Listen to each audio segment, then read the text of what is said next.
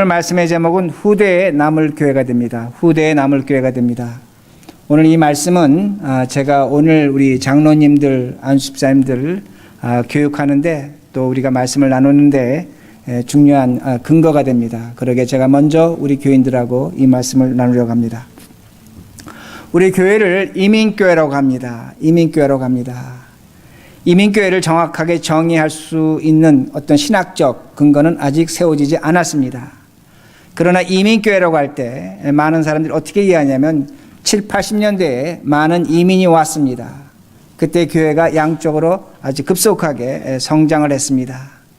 이민교회 시작입니다. 그리고 80년대에 들어와서 이민교회가 정체기를 맞이합니다. 아시는 것처럼 88 올림픽 맞이하면서 더 이상의 이민이 오질 않습니다. 이민이 줄어들기를 시작합니다.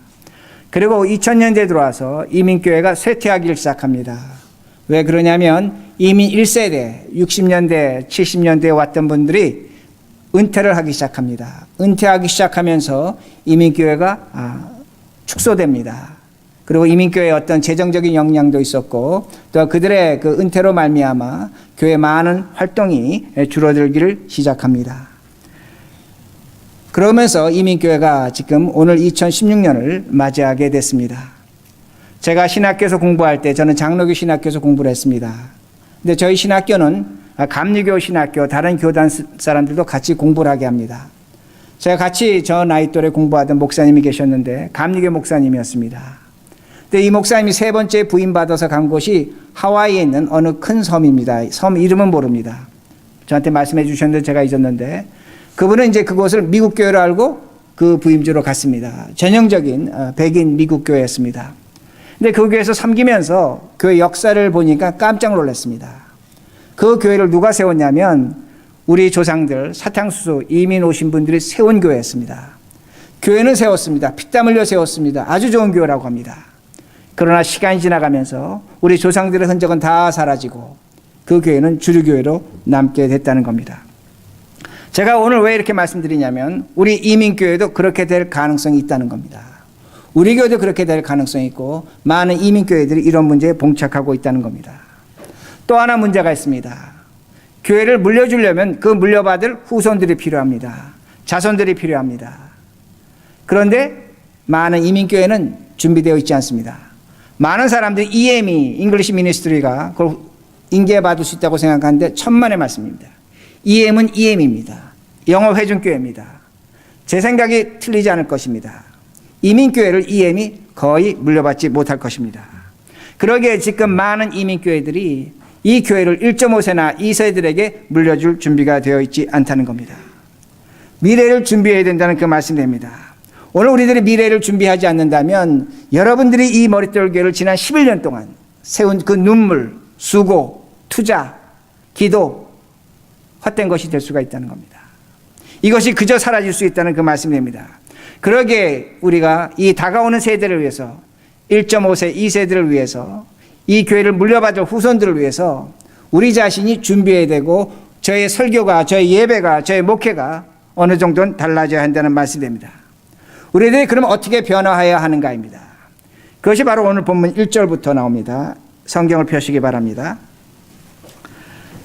그때 제자가 더 많아졌는데 헬라파 유대인들이 자기의 과부들이 매일 구제에 빠짐으로 히브리파 사람을 원망하니 교회가 엄청나게 컸습니다. 많은 사람들이 들어왔습니다. 그런데 문제가 생겼는데 헬라파 과부들이 음식을 공개받지 못하는 겁니다. 그러다 보니까 헬라파 사람들이 화가 났습니다.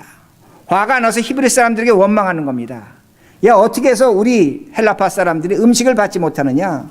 도대체 왜 이런 일이 생겼느냐? 원망하고 다툼이 있었다는 그 말씀입니다. 성경에 두 개의 파벌이 나옵니다. 하나의 파벌은 헬라파입니다. 다른 하나는 히브리파입니다.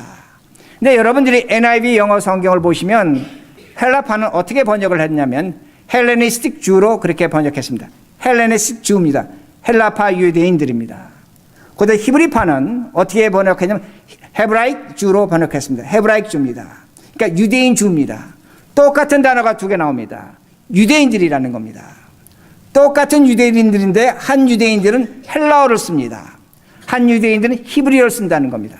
같은 교회에서 교회를 섬기는데 한 사람들은 영어를 쓰고 한 사람은 한국말을 쓴다는 겁니다. 그 사람들 간에 지금 문제가 있다는 그 말씀이 됩니다. 똑같은 하나님 믿습니다. 똑같은 인종입니다. 그런데 언어가 다르다는 겁니다. 헬라어를 쓰고 히브리어를 쓴다는 그 말씀이 됩니다. 제가 우리 교회를 세 개의 그룹으로 나눌 수 있다고 저는 생각합니다. 60대, 70대, 80대 되시는 분들이 있습니다. 이민 1세대입니다. 저도 이민 1세대로서 거의 마지막에 온 사람이 됩니다. 그리고 50대가 있습니다. 50대가 있습니다. 오늘 성경 봉독해 주신 현성님 집사님, 현원기 장로님 50대입니다. 그러나 그들은 1.5세입니다. 영어가 편하신 분들입니다. 우리 교회 10년 됐습니다. 그런 분들이 있습니다. 동시에 50대에는 순수한 한국말 쓰시는 분들도 계십니다. 한국 직장에서 한국 일을 하십니다. 그러나 50대 중에도 영어권이고 사업이나 직장이 영어권이 있습니다. 그런데 이게 더 내려가면 3, 40대 가시면 우리 교회 3, 40대 반은 영어권이라고 할 수 있습니다. 영어를 편합니다. 영어가 편합니다. 직장도 그렇습니다. 사업도 그렇다는 말씀드립니다. 벌써 우리 교회 안에도 그 데모그래픽이 그 인적 구성을 볼 때 언어적으로 달라짐이 있다는 것을 우리들이 분명히 알 수 있습니다. 언어가 다르면 행동이 다릅니다. 생각이 다릅니다. 굉장히 중요한 겁니다. 우리는 이렇게 얘기합니다. 우리 교회, 우리 집 사람, 우리 남편 이렇게 얘기합니다. 근데 영어는 뭡니까? my입니다.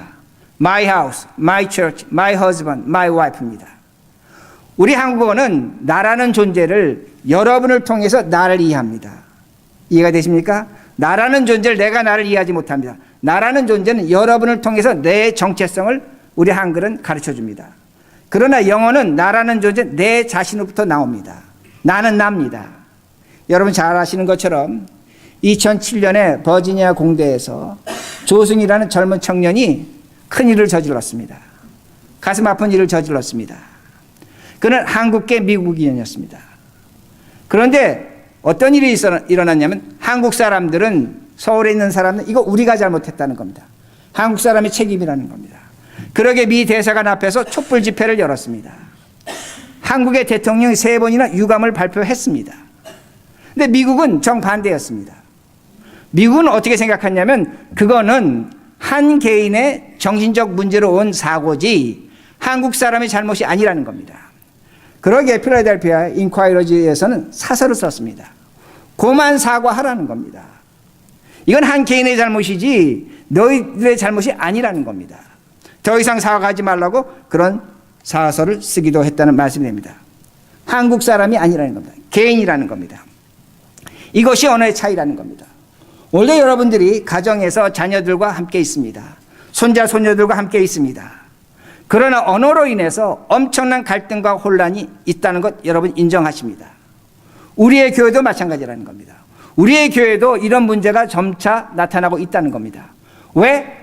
1.5세나 2세들이 교회의 주류 세대로 등장하고 있기 때문입니다. 예루살렘 교회 아름다운 교회입니다. 3,000명이 한 번에 회개하고 교회 나왔습니다. 선교했습니다. 구제했습니다. 전도했습니다. 모든 면에서 완벽한 교회였습니다. 그러나 그 교회가 하나를 준비하지 않았습니다. 어떤 준비를 하지 않았냐면 다가올 세대에 대한 언어적인 준비를 하지 않았다는 겁니다. 그 언어적인 준비하지 않았을 때 교회 안에 지금 헬라파와 히브리파의 갈등이 있는 것을 분명히 알 수가 있습니다. 다시 말씀드립니다. 여러분들이 집에서 겪고 있습니다. 여러분의 손자, 손녀 만나시면, 여러분의 자녀 만나시면 여러분들이 충분히 대화를 할 수 있는가입니다. 대화가 되지 않는다는 겁니다. 많은 갈등과 혼란이 있다는 겁니다. 그러나 우리가 인정하셔야 됩니다. 뭘 인정할 수밖에 없냐면 여러분의 가정의 주인은 여러분의 자녀들입니다. 이 교회도 마찬가지입니다. 이 교회도 10년 안에 30대, 40대가 이 교회의 주류로 등장할 겁니다. 피할 수 없는 역사적 사실이라는 그 말씀입니다. 만약에 이것을 준비하지 않는다면 성경 오늘 보여주는 것이 무엇이냐면 헬라파 과부들이 굶습니다. 교회 갈등이 있다는 겁니다. 우리 교회가 이것을 준비하지 않으면 우리들이 굶을 수도 있습니다. 영적인 갈급함을 누릴 수 있다는 겁니다. 더 나아가서 우리 30, 40대도 이 굶주림을 당할 수 있다는 것입니다. 다시 말씀드립니다. 제가 오늘 한국말로 설교합니다. 그러나 언젠가는 이 자리에 영어로 설교하는 사람이 있을 것입니다. 제가 마지막 목사가 될지도 모릅니다. 여러분 그걸 인정하시고 기대하시고 목회하셔야 신앙생활 하셔야 된다는 말씀입니다. 그러기에 누가 이것을 준비할 것인가 합니다. 다가올 세대를 누가 준비할 것인가? 여러분이 준비할 것인가? 내가 준비할 것인가? 누가 준비할 것인가 합니다. 오늘 성경 우리에게 그 방법을 분명히 가르쳐주고 있습니다. 2절입니다. 2절. 12사도가 모든 제자를 불러 이르되 우리가 하나님의 말씀을 제쳐놓고 접대를 일삼는 것이 마땅하지 아니하니. 자, 여기 말씀 보시면 사도들이 접대했다고 말씀합니다. 접대를 중요시했다고 말씀합니다. 이게 교회입니다. 교인이 늘어났습니다. 사도들도 구제했습니다. 선교했습니다. 전도했습니다. 교회 재정 걱정했습니다. 교회를 살펴야 됐습니다. 그러다 보니까 사도들이 무엇에 열심을 냈냐면 접대에 열심했다고 그렇게 말씀합니다. 여기서 접대라는 것은 다른 것이 아닙니다. 교회 일반적 사역입니다. 제가 좀 전에 말씀드린 것처럼 여러 가지 교회 일들이라는 그 말씀입니다. 그런데 열심으로 할 때 그 말의 헬라 의미는 먼지가 났다는 겁니다. 디아콘이라는 단어 썼습니다. 디아콘이란 종인 겁니다. 그러니까 지금 성경이 우리에게 어떤 의미로 가르쳐 주냐면 사도들이 교회 일을 하는데 종처럼 열심히 있다는 겁니다. 집사처럼 열심히 일했다고 그렇게 가르쳐 주고 있습니다. 그러기에 뭐라고 성경 말씀이 나오냐면 2절에 사도들이 하나님의 말씀을 제쳐놓았더라.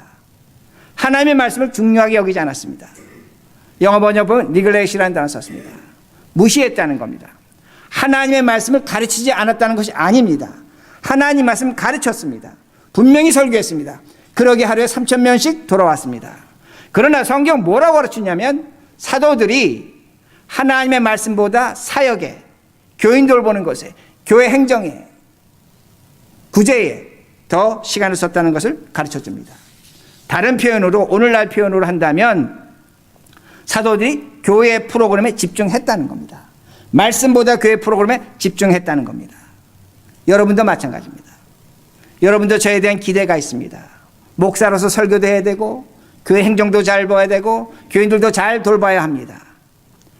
그러나 저는 여러분 앞에 여러 차례 말씀드렸습니다. 저는 말씀 전하는 목사입니다. 저는 최선을 다해서 말씀을 전할 것입니다. 그러나 교회 프로그램은 우리 교회가 미래를 준비하는 것은 여러분의 몫이라는 겁니다. 이걸 성경이 우리에게 분명히 가르쳐주고 있습니다. 여러분들께서 이 교회의 미래를 준비하셔야 합니다. 물론 제가 도와드립니다. 제가 설교로서 이렇게 여러분에게 말씀드립니다. 그러나 우리 머릿돌 교회 미래, 수많은 우리 신앙의 선배들이 지난 11년 동안 눈물 흘리고 아파하고 괴로워하며 이 교회를 세웠습니다. 이건 여러분들이 지켜주셔야 됩니다. 여러분의 교회라는 겁니다. 여러분이 책임지시고 이 교회를 이끌어 가셔야 된다는 말씀이 됩니다. 제가 좀 전에 말씀드린 것처럼 11년 동안 제가 이 교회에서 목회했습니다. 저는 순간순간마다 철저하게 경험했습니다. 하나님의 살아계심을 경험했습니다. 하나님의 손길을 봤습니다. 하나님의 능력을 봤습니다. 하나님 우리 교회를 풍성하게도 하지 않으셨지만 가난하게도 하지 않으셨습니다. 그런데 제가 항상 때마다 느끼는 게 뭐냐면 어떤 일이 있을 때 하나님의 손이 나타납니다. 저의 간증입니다. 그 손이 나타나서 요구하십니다.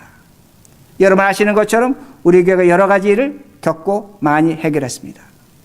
이번에도 하나님께서 우리에게 선물을 주셨습니다. 저는 고민했습니다. 이거 왜 주셨나? 왜 이때 주셨나? 한 달 전부터 고민했습니다. 근데 하나님께서 요구하시는 것 같습니다. 이 머릿돌교의 미래를 준비하라는 겁니다. 비록 약하고 조그만 교회지만 많은 훌륭한 교인들이 있습니다. 저는 정말 우리 교인들에게 자랑스럽습니다. 이 교인들에게 미래를 준비시키라는 겁니다. 이게 저의 책임이라는 그 말씀이 됩니다. 그래야만 머릿돌 교회는 코리안 아메리칸 교회로 이 사회에서 존재합니다.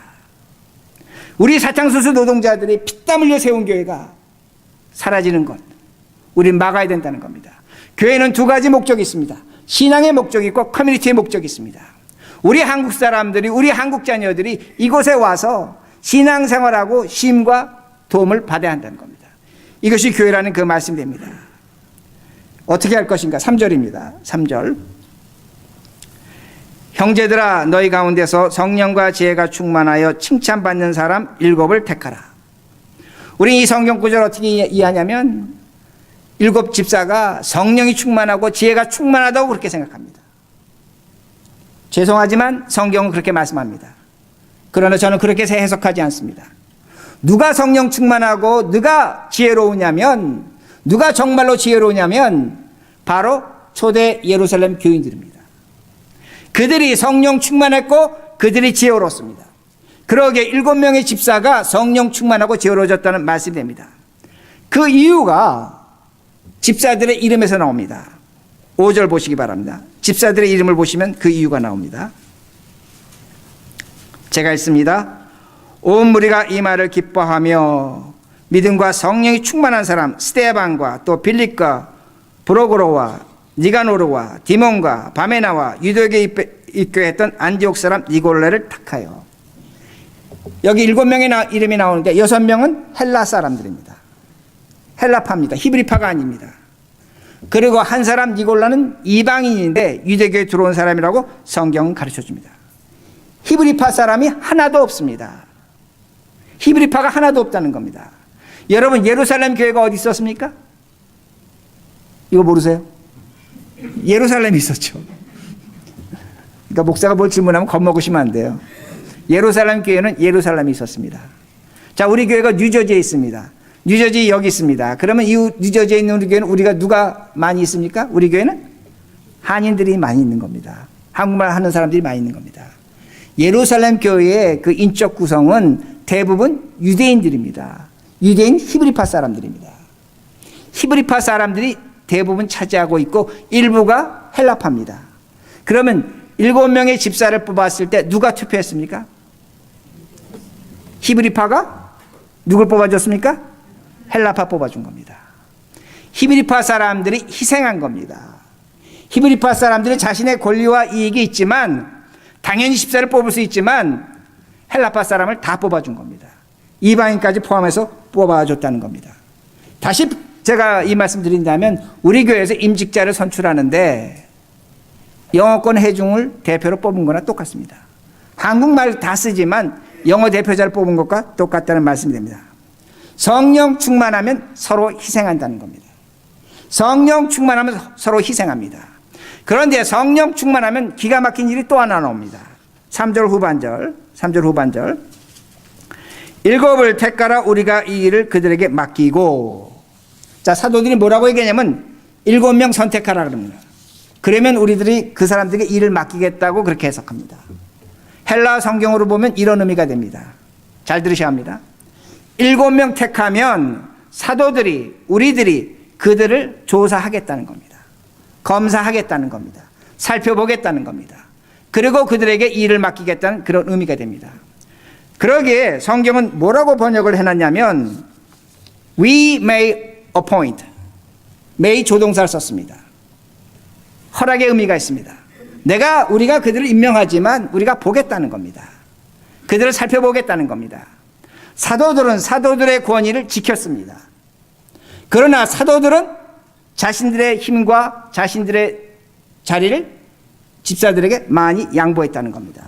그러게 5절 전반절에 보시면 온 무리가 이 말을 기뻐하며. 누구의 말을 기뻐하며? 사도들의 말을 기뻐했다는 겁니다. 왜 기뻐합니까? 희생했습니다. 동시에 사도들의 권위가 나타났다는 겁니다. 오늘도 마찬가지입니다. 오늘 우리가 교회를 섬겨가면서 희생할 자리가 있다는 겁니다. 그 희생의 자리에서 진정한 권위가 나타난다는 말씀입니다. 영적 카리스마가 나타난다는 겁니다.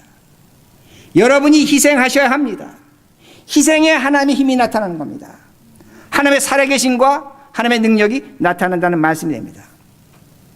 그런데 오늘날 이민교회에 큰 문제가 있습니다. 희생이 없습니다. 여러분, 목사들의 최고의 꿈이 뭔 줄 아십니까? 주일학교 없는 교회하는 겁니다. 이게 사실입니다. 너무나 힘듭니다. 우리 교회 사이즈로서 힘듭니다. 목사님들이 얘기하면 주일학교 없는 교회하는 게 꿈입니다. 오해하지 마셔야 됩니다. 왜 그러냐면 자녀들을 이미 시집 보냈습니다. 장가 보냈습니다. 대학 보냈습니다. 그분들은 교회에 이렇게 요구합니다. 우리 평생 동안 이 교회에서 자녀 교육 시켰고 투자했으니까 이제는 우리를 돌봐달라는 겁니다. 우리를 책임져 달라고 그렇게 말합니다. 뭘 얘기하냐면 신앙이 병들어가는 겁니다. 신앙이 병들어가면 프로그램 얘기하는 겁니다. 프로그램 이런 거 저런 거 하자고 말하는 겁니다. 좋은 프로그램이 좋은 신자 만든다고 착각하고 있기 때문입니다. 그러게 제가 여러분에게 말씀드립니다.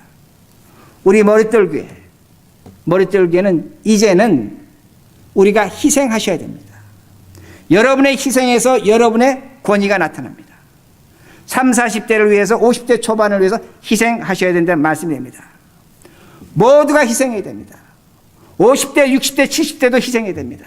30대, 40대도 희생해야 된다는 말씀입니다. 희생해야만 십자가의 무게를 알게 됩니다. 이 말씀 기억하시기 바랍니다. 희생하지 않으면 예수 그리스도의 십자가의 무게가 무엇인지 모릅니다. 십자가로만 압니다. 그러나 내가 희생해보면 십자가의 무게를 압니다. 예수 그리스도가 우리에게 깊이 찾아오시고 우리에게 말씀하실 것이고 하나님이 주시는 기쁨이 우리에게 찾아온다는 그 말씀이 됩니다. 그러기에 제가 말씀드립니다. 이제는 교회가 달라져야 합니다. 앞으로 10년, 15년 안에 우리 교회는 분명히 바뀝니다. 죄송하지만 나이 드신 분들은 은퇴하실 겁니다. 하나님의 부르심을 밟을지도 모릅니다. 이 교회 주축은 30대, 40대, 50대가 될 것이란 그 말씀입니다. 그러기에 교회는 당분간 30, 40대를 위해서 투자해야 합니다. 투자해야 합니다. 그들의 교육을 위해서 저만큼 여러분이 대접하셔야 합니다. 누군가를 초청했고 누군가를 디렉터로 삼았다면 전문적인 사람이 와야 됩니다. 머릿돌 교회를 교육에 있어서 30, 40대를 위해서 다르게 이끌고 갈 분을 여러분이 찾으시고 여러분이 도와주시고 여러분이 함께 세워나가야 된다는 말씀이 됩니다. 그에 전문적인 지도십이 필요합니다. 지도력이 필요합니다. 저는 늦게 목사가 됐습니다. 설교 하나 하는 것, 별로 하는 것 그리고 재주가 없습니다. 그러나 이제는 교육에 전문가가 와야 된다는 말씀입니다. 이걸 여러분들이 책임지시고 교회를 이끌어 가셔야 된다는 말씀입니다. 그러기에 제가 이제부터 50대에게 말씀드리겠습니다. 30대, 40대, 50대 여러분들에게 말씀을 드리겠습니다. 여러분들에게도 막중한 책임이 있다는 겁니다. 여러분들이 먼저 보고 배워야 될 것은 우리 신앙의 1세대들 60대, 70대, 80대 헌신을 보고 배우셔야 합니다. 제가 좀 안타까운 것은 뭐냐면 젊은 세대들은 희생이 없습니다. 헌신이 없습니다. 오해하지 마시기 바랍니다. 갈 것 다 가고 놀 것 다 놀고 할 것 다 합니다. 그러나 우리 교회를 세우신 신앙의 선배들 그렇지 않았습니다. 해야 될 것 아꼈습니다. 써야 될 것 아꼈습니다. 교회를 위해서 헌신했습니다. 여러분들 최소한 주일은 지키시기 바랍니다. 30대, 40대, 50대는 주일 성수하셔야 됩니다. 더 나아가서 11조 하시기 바랍니다. 제가 교회에서 설교하면서 11조 하라는 얘기는 오늘로서 처음일 겁니다. 11조 하셔야 됩니다. 여러분의 교회고 여러분의 자녀들 것입니다. 여러분이 헌신하지 않으면 여러분이 책임지지 않으면 누구도 책임져 주지 않습니다. 여러분이 앞으로 10년 안에 이 교회의 주축이 될 것입니다. 이 교회의 주축인 현재 세대는 어떤 면에서 사라질지도 모르고 다른 자리에 가 있을지도 모른다는 그 말씀입니다. 그리고 여러분들이 여러분의 자녀를 교육시키셔야 합니다. 교육시키셔야 합니다. 성경 보면 주일학교에다가 애들 맡기라는 소리 단 한마디도 없습니다. 성경이 계속 강조하는 것이 뭐냐면 부모들아 너희 자녀를 훈계로 양육하라고 말씀합니다. 부모가 선생이 되어야 된다는 겁니다. 그런데 오늘날 교회는 주일학교는 부모들이 좋은 학교 찾아가듯이 좋은 프로그램 찾아갑니다. 충분히 이해합니다. 충분히 이해합니다. 그러나 교회는 학교가 아닙니다. 교회의 교육은 부모가 하는 겁니다. 여러분들이 이제는 주일날 교회 오셔서 교회 선생하셔야 됩니다. 제가 그렇게 프로그램 만들 것이고 그렇게 하셔야 된다는 말씀입니다. 많은 부모들이 교회와 주일학교를 착각합니다. 썬데이 스쿨과 스쿨을 착각하고 있다는 겁니다. 제가 7, 8년 전인가 십자가 선교회 갔습니다. 13살짜리가 마약 중독이 돼서 와 있습니다. 집에 가고 싶다고 엉엉 웁니다. 제가 물었습니다. 야, 너 어떻게 하다 이렇게 마약했니? 13살밖에 안 됐는데. 목사님, 주일날 예배 끝나면 친구들하고 파게 가서 마약했어요. 뭐라고? 주일날 예배 끝나면 파게 가서 마약했어요. 제가 돌아봤습니다. 그 십자가에 성교에 온 아이들, 권사님의 아들, 장로님의 아들, 집사님의 아들이었다는 겁니다. 뭘 의미합니까? 뭘 의미합니까? 교회 간 것이 아니라 학교 간 겁니다. 프로그램 쫓아간 겁니다. 왜? 부모는 좋은 전도사, 좋은 프로그램은 우리 아이들이 신앙생활 잘할 줄로 착각했다는 겁니다. 성경은 그렇게 말씀하고 있지 않습니다. 부모들아, 너희 자녀를 너희의 훈계로 양육하라고 분명히 가르쳐 줍니다. 그래야만 자식이 성공합니다. 그래야만 겨우겨우 자식이 신앙생활합니다. 부모가 주일학교 선생해야지 겨우 신앙생활합니다. 우리 주일학교 좋은 프로그램이 있습니다. 그러나 이미 데이터가 나와 있습니다. 90% 이상이 대학 가고 직장 잡으면 교회 나가지 않습니다. 그리고 40, 50대면 교회 한번 오게 됩니다. 아이들 때문에 옵니다. 그것도. 그러게 말씀드립니다. 예수 믿는다고 기독교 부모 되지 않습니다. 예수 믿는다고 기독교 부모 되지 않습니다. 여러분이 정말로 기독교의 부모가 되려면 30, 40대는 50대는 여러분의 자녀를 말씀으로 가르치셔야 됩니다. 목사님 나 영어 못합니다. 나 실력 없습니다. 천만의 말씀입니다. 얼마든지 할 수 있다는 겁니다. 여러분이 주일 성수하셔야 됩니다. 여러분 주일 지키시는 그 시간 보고 여러분의 자녀들이 약속 지키고 책임질 줄 아는 사람이 된다는 겁니다. 여러분이 물질적으로 희생하는 거 보고 여러분의 자녀들이 세상에 나가서 희생합니다. 누가 여러분의 자녀에게 희생을 가르쳐 주겠습니까? 미국 사회에서 누가 희생을 가르쳐 줍니까? 모든 게 나 중심입니다. 이번에 트럼프가 큰 실수했습니다. 칸 그 대유의 가족을 조롱했습니다. 미국 사람 다 분노했습니다. 희생한 자, 미국은 지도자입니다. 역사적 기록을 보면 미국에서 1차, 2차 세계대전이 끝난 다음에 상하원의 7, 80%는 최소한 7, 80%는 전쟁에 참여한 사람들이었습니다. 이게 미국 사회입니다. 너무나 개인주의가 발달했기 때문에 희생하는 자는 반드시 앞세우는 겁니다. 이 희생을 여러분이 자녀들에게 가르치셔야 합니다. 내가 희생하는 것 가르치지 아니하고 교회에 맡겨놓고 내 자녀 잘 된다? 좋은 자녀 없습니다. 제 말씀을 믿고 들으시기 바랍니다. 여러분이 정말로 여러분의 자녀를 키우시길 원한다면 여러분이 선생하시고 여러분이 희생하셔야 됩니다. 이 희생은 50대, 60대, 70대, 80대도 할 것입니다. 30대, 40대도 반드시 해야 된다는 말씀이 됩니다. 그러기에 히브리파가 희생할 때에 그 희생을 두고 헬라파가 사는 겁니다. 다른 사람이 사는 겁니다. 성령이 충만한 겁니다. 교회가 교회다워지는 겁니다. 말씀을 마칩니다. 이제는 이 교회를 목사님 책임지세요. 저는 미약한 인간입니다. 한 번에 두 가지를 못합니다. 여러분이 책임지셔야 됩니다. 우리 모두가 희생하심으로 이 교회를 책임지셔야 됩니다. 그러게 7절 말씀이 있습니다. 7절 제가 읽습니다. 하나님의 말씀이 점점 왕성하여 예루살렘에 있는 제자의 수가 더 심히 많아지고 허다한 재상의 무리도 이도에 복종하니라. 희생할 때 하나님의 말씀이 왕성해집니다. 이 말씀으로 우리의 미래와 우리 자손의 미래를 이 교회에서 새롭게 만들어 가시는 우리 모두가 되길 바랍니다.